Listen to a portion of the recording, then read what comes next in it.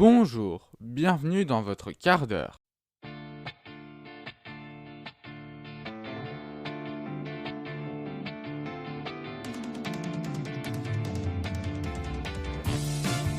Le quart d'heure, tous les vendredis, sur toutes vos plateformes à 18 h. Et aujourd'hui, dans ce quart d'heure, nous allons parler d'une petite île de la côte Amalfitaine, une côte située en Italie. Nous allons parler de l'île de Capri. Alors, je sais que vous êtes tous très impatients d'écouter Capri, c'est fini, un titre d'Hervé Villard. Mais avant, nous allons revenir un peu sur l'histoire et l'ascension de cette petite île assez atypique.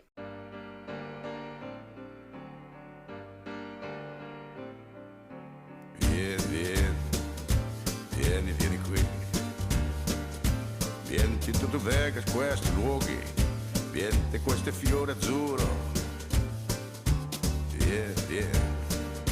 Vieni che questo tempo grigio, pieno di musiche e di uomini che tu son piaciuti.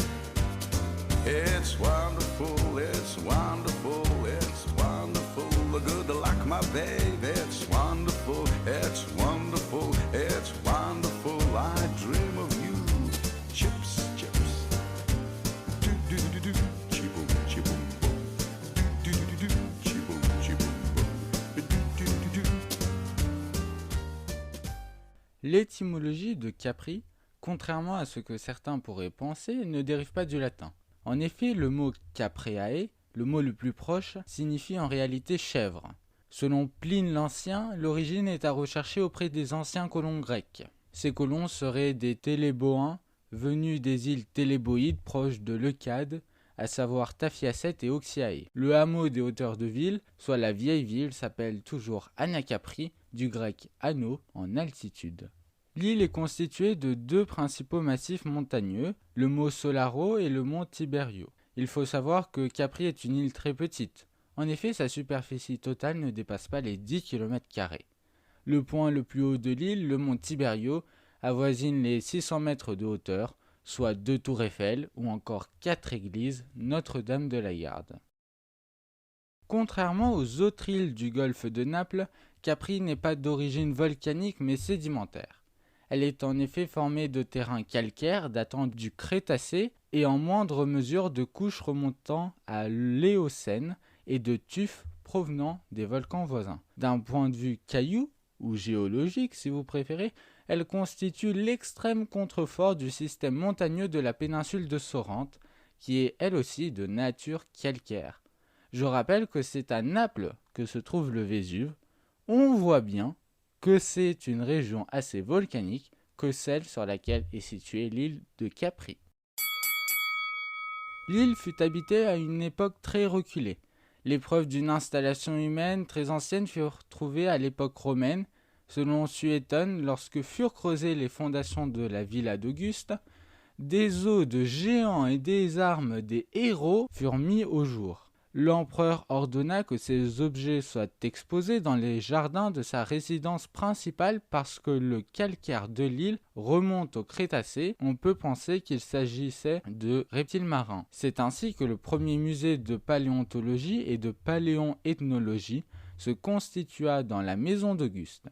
Faisons un bond dans le temps. Le 18 décembre 1808, on est plein dans l'époque de Napoléon. L'île est sous contrôle britannique et suite à une bataille sanglante dont je vous invite à retrouver le récit en intégralité sur notre site, le lien est en description, l'île passe aux mains des Français. À partir du 19e siècle, Capri devient une destination de villégiature pour l'aristocratie romaine aux saisons où la température est trop élevée dans la capitale. L'île est fréquentée par de nombreuses personnalités, Henry James, Oscar Wilde, Maxime Gorky, Victoria de Bade ou encore Curzio Malaparte.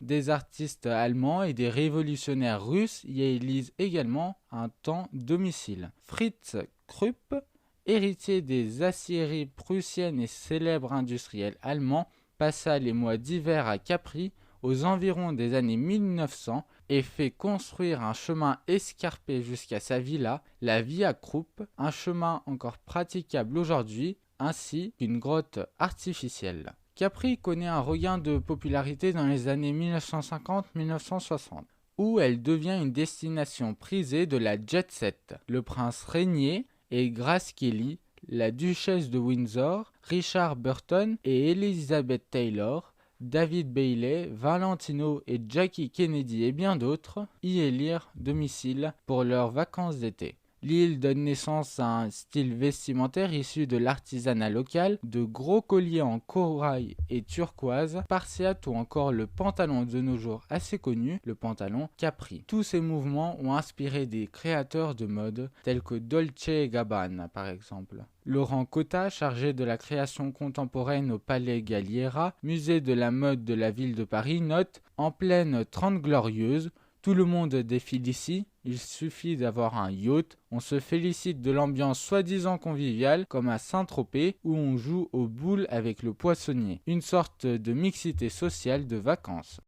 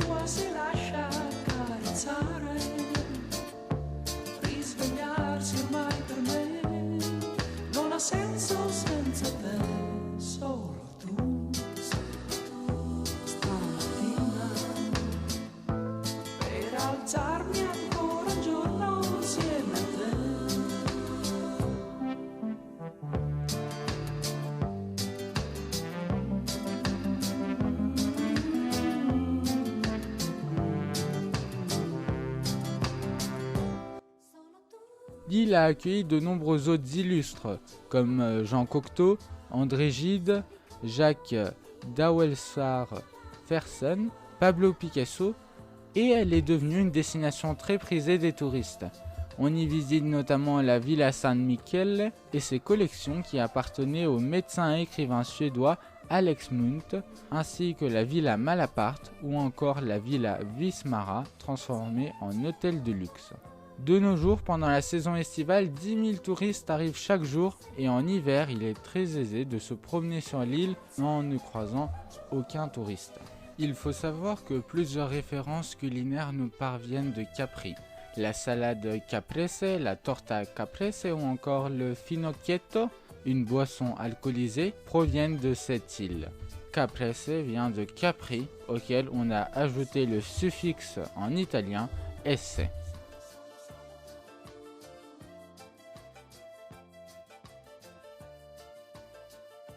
Petite particularité maintenant, à Capri, pour obtenir sa licence de taxi, le chauffeur doit obligatoirement ôter le toit de sa voiture. Un arrêté municipal réglemente depuis 1996 cette pratique qui fait toute la singularité des taxis sur l'île. Les premiers dans ce genre étaient les Fiat 1500, qui ont été suivis des Fiat Marena. Depuis, de nombreuses autres versions de taxis ont vu le jour sous d'autres marques telles que Citroën ou encore Nissan. Il paraît que c'est le président directeur du groupe Fiat qui a encouragé cet article de loi. Il possédait une résidence secondaire sur l'île. Nous allons maintenant aborder le sujet épineux du Capri Sun. Et oui, le Capri Sun, boisson sucrée et aromatisée se présentant sous la forme de gourde, a pour origine de son nom le soleil de l'île Capri. En effet, en anglais, sun signifie soleil, donc Capri Sun, le soleil de Capri. Cependant, la marque et la boisson n'ont aucun autre lien avec l'île que celui-ci. Leur usine se trouve en Allemagne, là où a été fondée la marque. Maintenant, selon hotel.com, voici le top 5 des choses à faire à Capri. Petit 1, regardez passer des personnes sur la Piazzetta. En effet, dans la ville de Capri, il y a une très jolie place qui se nomme Umberto I. Et le soir, une fois illuminé, vous pouvez vous abandonner à regarder le va-et-vient continu des touristes. Seulement attention, et ce n'est pas une blague, depuis 2013, il est interdit de s'asseoir et de consommer de la nourriture sur les marches de la ville de Capri. 2. excursion en bateau autour de l'île. Paysage incontestablement très beau à admirer, cela vous coûtera cependant une vingtaine d'euros par personne. 3. Les jardins d'Auguste, ce sont tout simplement les jardins de la Villa Krupp. 4. Admirez le coucher du soleil depuis le phare de la Punta Carena. Sachez juste que ce phare sur l'île, quoique petite, n'est quand même pas la porte à côté. Il faudra prendre un transport en commun pour y aller. 5. Télésiège du Monte Solaro. Le paysage est tout simplement impressionnant.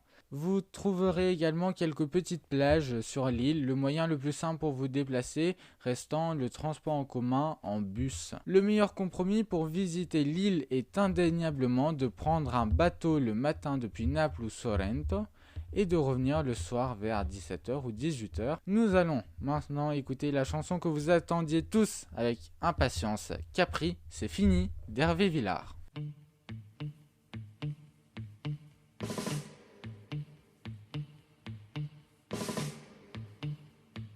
Nous n'irons plus jamais où tu m'as dit je t'aime. Nous n'irons plus jamais. Tu viens de décider. Nous n'irons plus jamais. Ce soir c'est plus la peine. Nous n'irons plus jamais comme les autres années. Capri, c'est fini. Et dire que c'était la ville de mon premier amour. Capri, c'est fini. Je ne crois pas que j'y retournerai un jour. Capri, c'est fini. Et dire que c'était la ville de mon premier amour. Capri, c'est fini. Je ne crois pas que j'y retournerai un jour. Nous n'irons plus jamais où tu m'as dit je t'aime. Nous n'irons plus jamais comme les autres années. Parfois je voudrais bien te dire recommençons, mais je perds le courage, sachant que tu diras non. Capri, c'est fini. Et dire que c'était la ville de mon premier amour. Capri, c'est fini. Je ne crois pas que j'y retournerai un jour. Capri, c'est fini. Et dire que c'était la ville de mon premier amour. Capri, c'est fini. Je ne crois pas que j'y retournerai un jour. Nous n'irons plus jamais, mais je me souviendrai du premier rendez-vous que tu m'avais donné. Nous n'irons plus jamais comme les autres années. Nous n'irons plus jamais. Plus jamais, plus jamais. Capri, c'est fini. Et dire que c'était la ville de mon premier amour. Capri, c'est fini. Je ne crois pas que j'y retournerai un jour. Capri, oh, c'est fini. Et dire que c'était la ville de mon premier amour. Capri, oh, c'est fini. Je ne crois pas que j'y retournerai un jour. Oh Capri, oh c'est fini. Et dire que c'était la ville de mon premier amour. Oh Capri, c'est fini. Je ne crois pas que j'y retournerai un jour. Oh Capri, oh c'est fini. Et dire que c'était la ville de mon premier amour. Capri, c'est fini. Je ne crois pas que j'y retournerai un jour. Alors vous vous demandez sûrement pourquoi après tant d'éloges quant à cette petite île, quant à ce petit bout de terre, je viens de vous diffuser ce titre d'Hervé Villard qui pourrait ternir à l'image de cette île. Eh bien cela pour 3 raisons. La première raison, c'est que des titres ou des chansons en relation avec Capri, je vous mets au défi d'en trouver, vous n'en trouverez pas beaucoup. Deuxième raison, c'est que lorsqu'Hervé Villard a écrit les paroles de la chanson, il n'a pas trouvé d'autre chose que c'est fini pour faire rimer Capri. Une petite information qui me paraissait très intéressante. Et la dernière, comme vous devez vous en douter, c'est que Capri est loin de la petite ville italienne authentique de carte postale qu'elle essaye de se donner l'air. Et nous l'avons bien vu avec toutes les célébrités qui ont accouru dans la deuxième moitié du XXe siècle à Capri. La Grotta Azzurra. En bon français, nous l'appellerons la Grotte Bleue. Elle est, selon certains, la plus grande arnaque touristique à 75 km à la ronde, c'est vous dire. Durant l'Antiquité romaine, la grotte est une nymphée, donc un sanctuaire dédié aux nymphes aquatiques de la mythologie romaine. Par la suite, on évita longtemps la Grotte Bleue, considérée comme un lieu effrayant de magie, de sorcellerie et de superstition.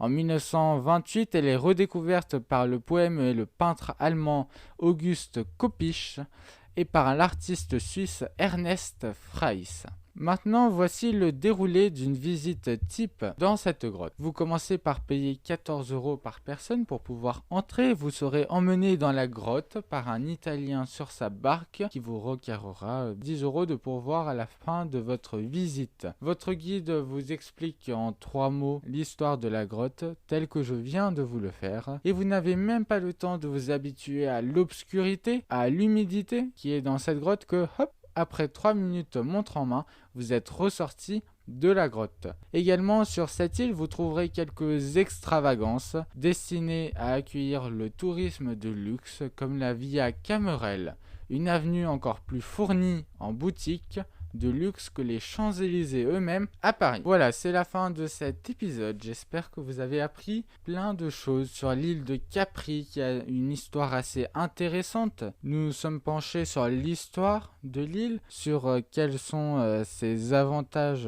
naturels et également sur le tourisme de luxe à Capri, dont vous connaissez maintenant l'origine qui remonte à une cinquantaine, soixantaine d'années. Merci de nous avoir écoutés. N'hésitez pas à aller sur notre site, le lien est présent en description. N'hésitez pas à faire des commentaires, ils nous aident beaucoup. Nous améliorons à chaque épisode. Rendez-vous la semaine prochaine à 18 h pour un nouvel épisode. Il sera sur les serpents. Vous verrez qu'on n'en a jamais arrêté d'en apprendre.